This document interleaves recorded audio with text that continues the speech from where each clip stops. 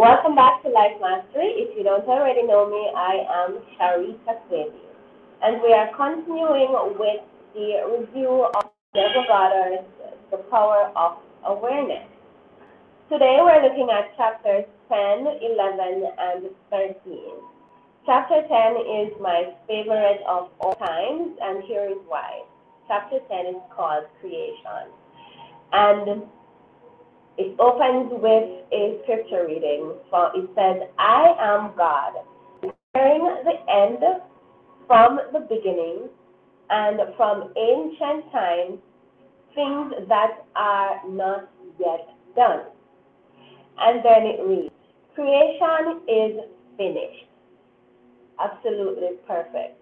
Creativeness is only a deeper receptiveness for the entire content of all time and all space, while experience in a time sequence actually coexists in an infinite and eternal now.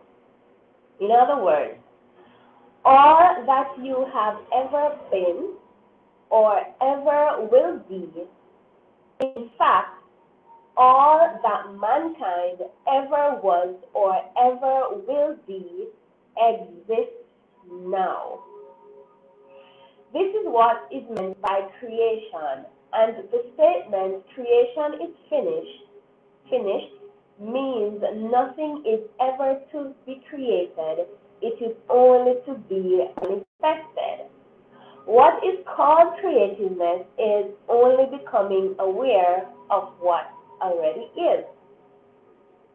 You simply become aware of increasing proportions of that which already is. That which already exists. The fact that you can never be anything that you are not already, or experience anything not already existing, explains the experience of having an acute feeling of having heard what is being said, or having met the person being met for the first time, or having seen before a place or thing being seen for the first time. The whole of creation exists in you, and it is your destiny to become increasingly aware of its infinite wonders and to experience ever greater, grander portions of it.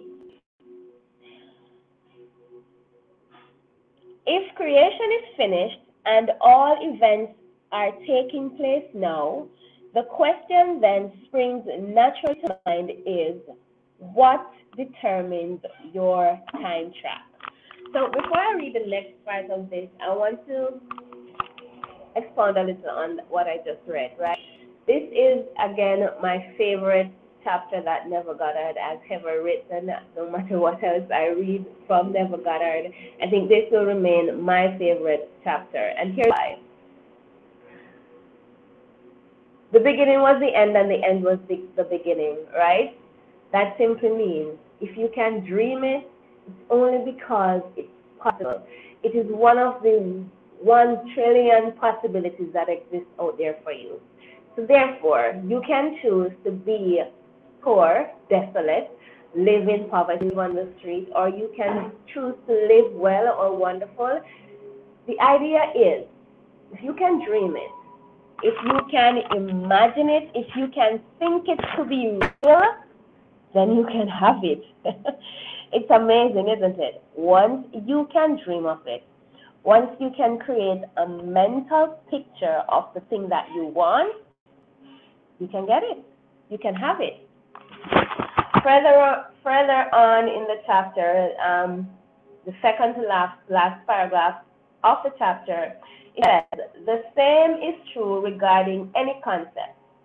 If your concept of yourself is that you are a failure, you would encounter it in your imagination, a whole series of incidents in conformance to that concept. That is clearly seen how you, by your concept yourself, determine your present, that is a particular portion of creation which you now experience, and your future, that is the particular portion of creation which you will experience. Simply put, whatever you are experiencing now is what you imagined yourself to be. And what you experience from now until another point in your life is what you are imagining yourself to be at this moment. So you get to choose. It's that simple. Chapter 11 is interference, right? And to read, it says, you are free to choose the concept you will accept of yourself. Therefore, you possess the power of intervention, the power which enables you to alter the course of your future, and that is to any direction that you want it to go. The process of rising from your present concept to a higher concept of yourself is the means of all true progress. The higher concept is waiting for you to incarnate it in the world of experience. So the higher concept of you already exists. You have to accept it and it to be true, right? Now, unto him that is able to do exceedingly abundantly above all that we ask or think, according to the power that worketh in us, unto him be the glory. Now, I don't know if you've ever heard like preachers preaching and they would say stuff, or even successful people, they would say that they had this vision, right? And that vision was to create a certain thing. But when they got to the point where they had that certain thing, they had more than they expected. It was more than they could have ever imagined it to be. So this is simply saying that when you have an idea, when you have a goal, no matter how grand you can imagine it, and despite that you are the one imagining it, you would always get it better than you imagine it. It would always be more than you could ever thought was possible. That excites me a whole lot because I've set some big goals. But let's continue. Him that is able to do more than you can ask or think is your imagination, and the power that worketh in us is your attention. Understanding imagination to be him that is able to do all that you ask, and attention to be the power by which you create your world, you can now build your ideal world. Imagine yourself to be the ideal you dream of and desire. Remain attentive to this imagined state, and as fast as you completely feel that you are already this ideal, it will manifest itself as reality in your world. It doesn't get any better than that. And to some people this might sound woo-woo, but I promise you it's not. I have proven it in small ways, and then in little bigger ways, and I can't wait for the even much bigger way to come in. But you have to own your possibilities. Pay attention to your possibilities. Ignore the naysayers. Ignore the ones who call you dreamers.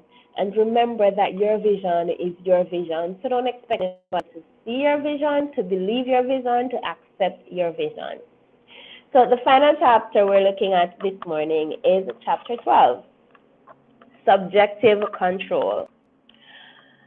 Your imagination is able to do all that you ask in proportion to the degree of your attention.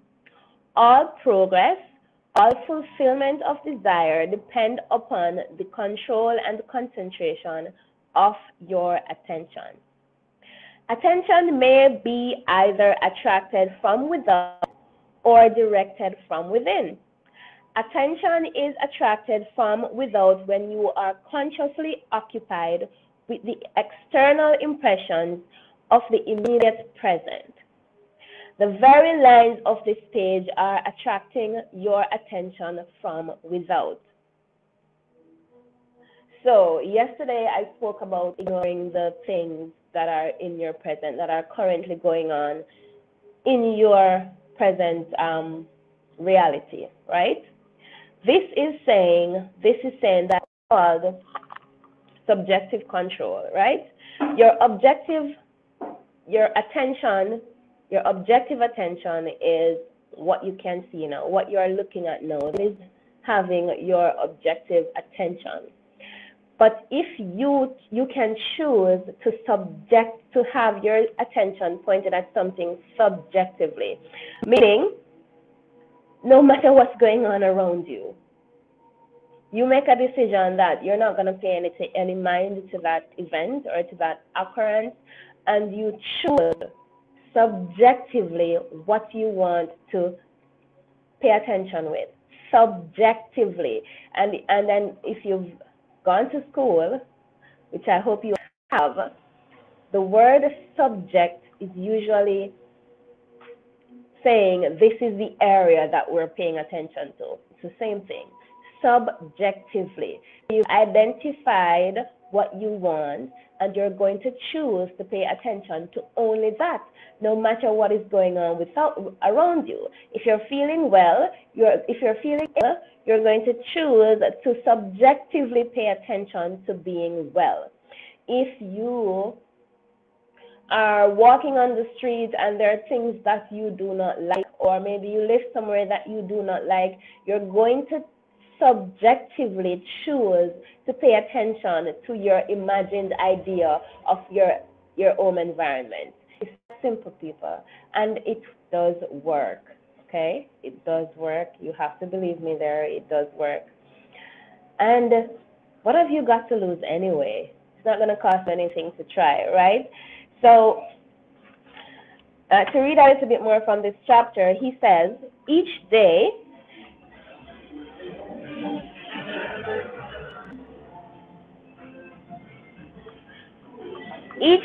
set yourself the task of deliberately withdrawing your attention from the objective world and focusing it subjectively. In other words, concentrate on those thoughts or moods which you deliberately determine. Then those things that now restrict you will fade and drop away. The day you achieve control of the movements of your attention in the subjective world, you are master of your fate. And it doesn't get any better than that. So, today's Friday. I don't think I'll be on tomorrow or on Sunday, but I'll definitely be back on Monday to wrap up the remaining chapters. Well, next week to wrap up the remaining chapters of the book. But I really do hope you found some value in this week's review of The Power of Awareness. And I just want to say that all Neville is saying is that you get to create your own world. By your standards, by your ideal, you are the creator. There is nothing that you cannot create, because if your mind can conceive it, it's only because it's already in existence. And the only requirement is that you consider all the persons that your fulfilled wish will affect. And if it's going to affect all the parties in a positive way, if it's going to improve their lives, including yours, if it's going to make a positive impact on yourself and the society at large, then you're on the right track. Give it a go.